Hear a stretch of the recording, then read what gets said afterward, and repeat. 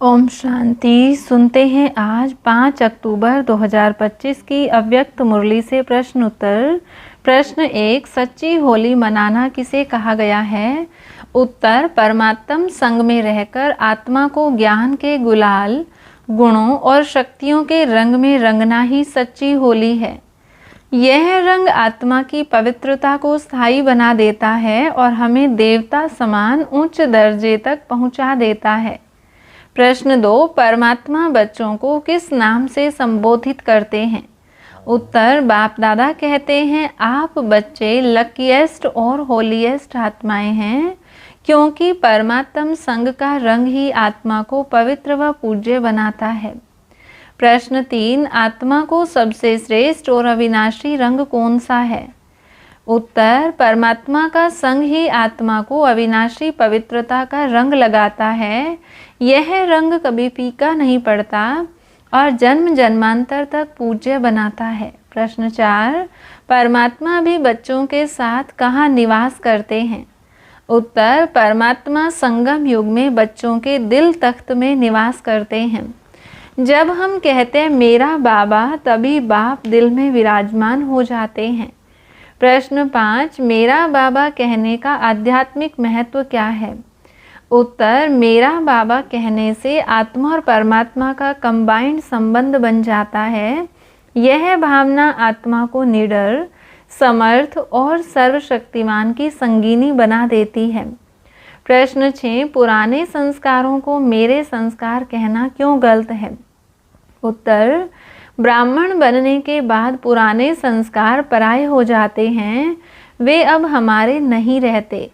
यदि उन्हें मेरा मानेंगे तो वे जड़ पकड़े रहेंगे, इसलिए उन्हें होली में जला देना चाहिए। प्रश्न 7, होली के पर्व पर बाप दादा ने बच्चों को क्या जलाने की शिक्षा दी?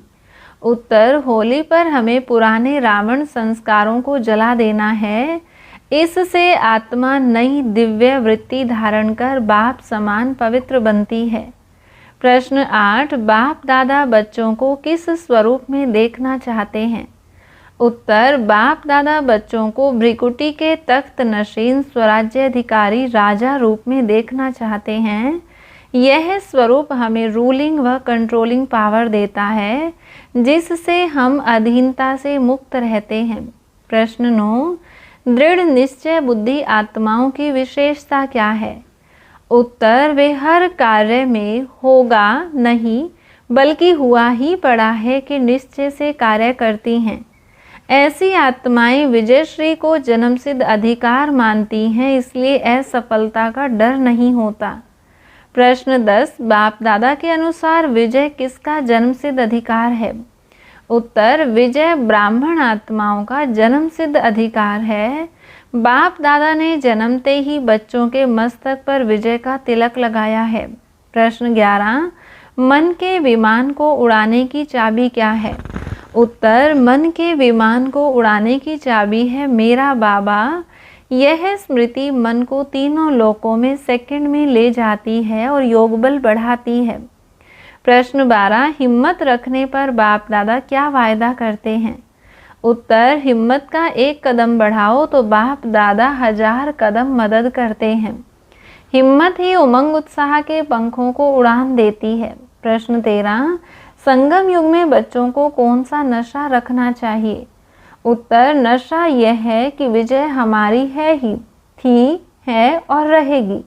यह नशा मन को अचल अडोल रखता है और संकल्पों में दृढ़ता लाता है। प्रश्न 14, सम टाइम और समथिंग शब्द को क्यों त्यागना है? उत्तर, ये शब्द कमजोर संकल्प पैदा करते हैं और उमंग उत्साह को घटाते हैं। इन्हें छोड़कर हर घड़ी इमर्ज खुशी में रहना चाहिए। प्रश्न 15, सच्चे होलीएस्ट बच्चों का मुख्य कर्तव्य क्या है?